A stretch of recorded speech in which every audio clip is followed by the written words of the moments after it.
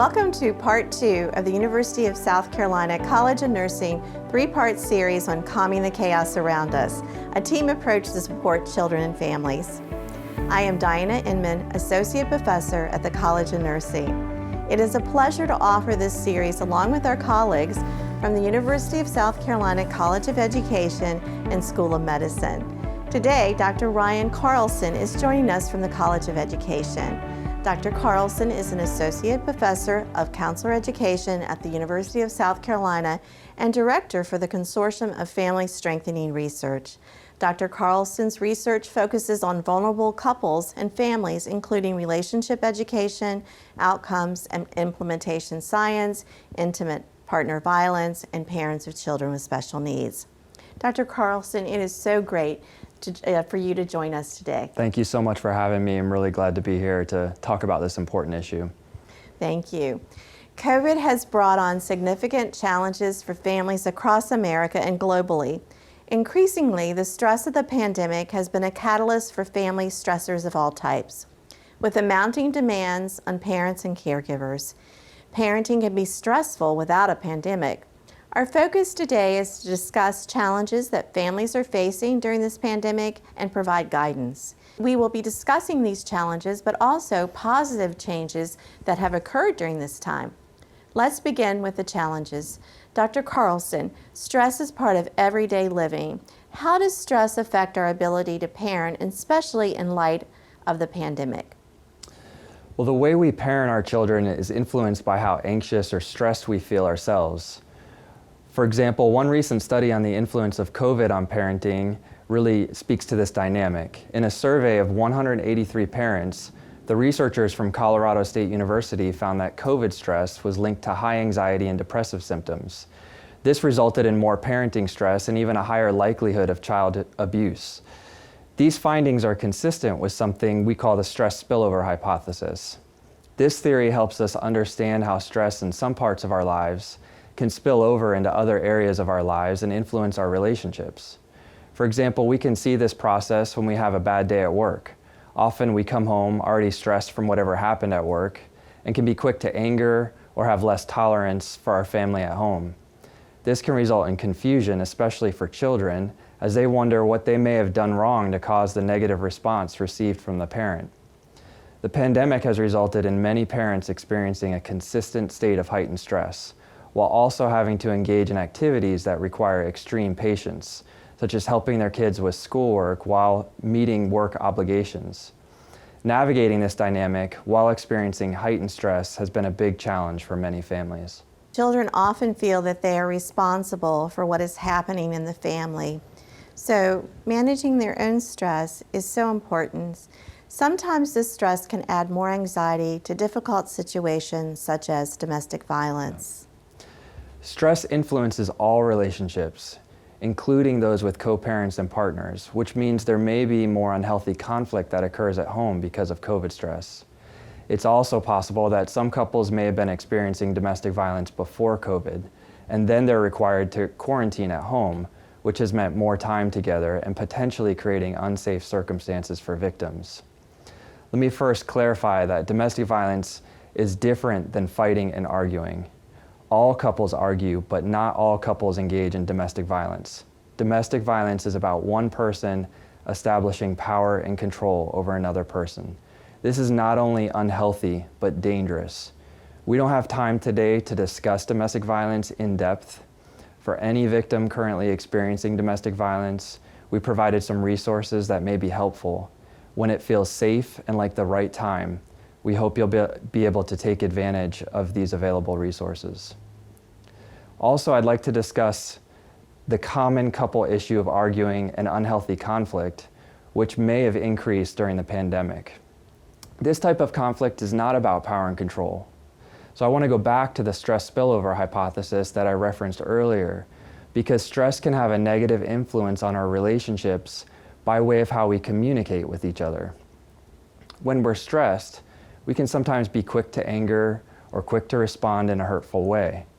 One well-known family therapist, Virginia Satir, identified what she called stress styles of communication. She identified 4 styles of unhealthy communication that we might revert to when we're stressed. The first is the blamer. So this is someone who seeks to point their finger at others when the problem occurs. The second is a computer. So this is a person who is a taskmaster. They try to solve the problem, but can often ignore the emotions of the situation. The third is the placater. This is a person who's most concerned about how others are doing, but doesn't really focus much on their own needs or solving the problem. And the fourth is the distractor. This person distracts by thinking about other things to do that have nothing to do with solving the problem. Satir suggests we strive for a fifth style, the congruent style, whereby we acknowledge the problem, acknowledge our own needs, as well as the needs of others. In this manner, we can work to find solutions that benefit everyone while simultaneously addressing the problem. We're not always aware of how stress affects our communication. Working to become aware of stress styles, then making adjustments can help create more productive conversations. Thank you, Dr. Carlson. Parents and caregivers are not perfect, and sometimes we'll have an argument in front of a child. And it's okay to argue about some topics because kids learn how to resolve conflict, but there are some topics such as how to parent that can manifest the child feeling guilty and feeling that they are to blame for their parents arguing. It's important to early on to decide how to parent, especially around the issue of discipline, which parents argue most about. Coming together can be challenging as a couple, but the work up front is well worth it. So Dr. Carlson, what strategies do you recommend for parents when they find themselves disagreeing? Well, how we argue is important, especially if there are little ears listening. As we discussed earlier, disagreeing is inherent in every relationship. The ways that we navigate these disagreements are important. We can also set positive examples for our children by modeling for them how to calmly and respectfully resolve a disagreement. If the topic is too sensitive or seems like there may not be a calm discussion, then it's a good idea to make sure the discussion doesn't occur in front of children. It's sometimes helpful to take a time out and come back to address the issue during a time when everyone is calm. I agree. Taking a time out is a strategy that can work well, especially when the disagreement begins to escalate. It is so important, so much more important to have an adult discussion when everyone is calm. We know that domestic violence is a concern during this time, and families that have struggled with this issue may find it even more evident now when families have to isolate due to the virus. Families may feel isolated from extended family and friends and can no longer participate in activities that have helped them in the past to relieve the stress. I know as a psychiatric nurse practitioner in pediatrics, arguing and unresolved conflict can have a detrimental effect on a child when they grow up in a household with domestic violence. We often see in the child symptoms such as depression, anxiety, post-traumatic stress disorder, that we call PTSD, that can last a lifetime. If you or your partner feel unsafe, please reach out and seek help. If there is an immediate danger, please call 911. I know another issue, let's move on to another issue, and this is finance. A parent or both parents may have lost their job or have a reduced income. And we also know that financial stress places a huge strain on a relationship. In addition to understanding the ways that we communicate when we're stressed, parents can start with a few basic ground rules for tough conversations. These rules were developed by researchers at Denver University and are sometimes used when counseling couples. The first is to decide, not slide. This means that we should be intentional about the type, timing, and tone of our conversations. We often start talking about tough conversations without much thought or planning about the conversation, and that can lead us to slide into unhealthy communication or even conflict. The second is to do your part. In other words, thinking about what your own role is rather than what your partner's role might be. This helps reduce blaming and keeps the focus on your own responsibility. And the third is to always make it safe to connect with a partner or other members of the family. Making it safe to connect means that you're open to others' perspectives without using put-downs or other relationally harmful tactics. Conversations are set up for success or they're set up for failure. These basic strategies help us set up conversations, especially difficult conversations like finances, for success. These are great suggestions. You know, I know some families have reported that's kind of been nice to slow down and spend more time together. This has been a positive outcome of this pandemic. So what other positive outcomes have you seen as a result of the pandemic? It's important to find the positive opportunities that resulted from the pandemic, especially as they relate to parenting and our family relationships. Existential therapies teach us that if it's through times of struggle when opportunities for growth are presented. It may not be easy to find the opportunities presented during the pandemic and can require a mindset shift. As you mentioned, moving at a slower pace and spending more time together can certainly be a positive opportunity. Finding ways to make the extra time spent together quality time is important. For example, looking for opportunities to be intentional about how we're using our time together can be helpful. Another positive that I've heard some parents discuss is that they've become more familiar with what their children are learning in school, as well as their child's learning style. They've become more engaged in their learning and feel more connected to how their children learn.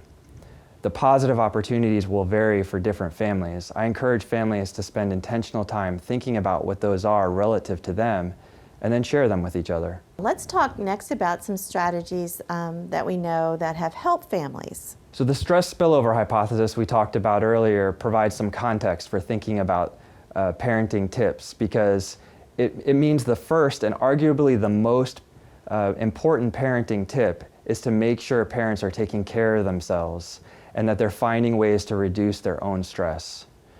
Reducing stress during a global pandemic that has influenced almost every aspect of people's lives can be challenging.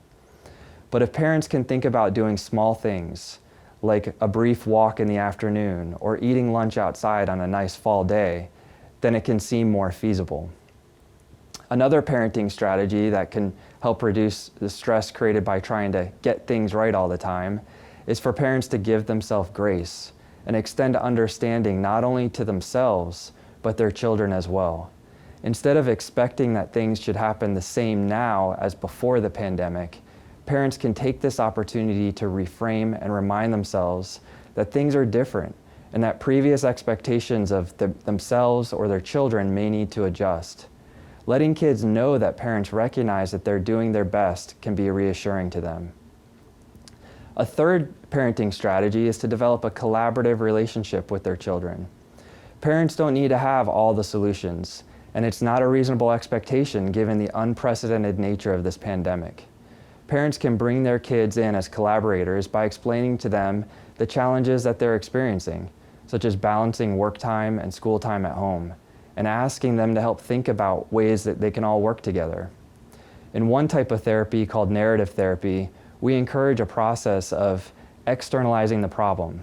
This means to view the problem as something that's outside of ourselves. It helps to give the problem a name, like we could say the crazy COVID catastrophe or something like that.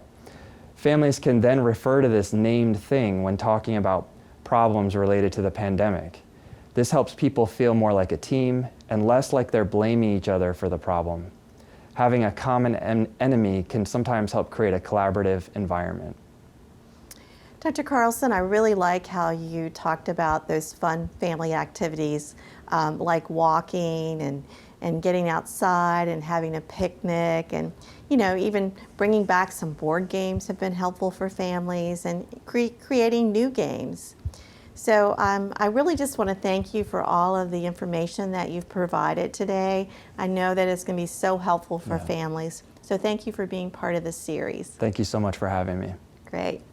So I want to remind you as we conclude this session, please remember that you can revisit this presentation and others in the three-part series by going to the University of South Carolina College of Nursing website, where you will find additional resources to support you during your journey. Thank you for joining us for this important presentation.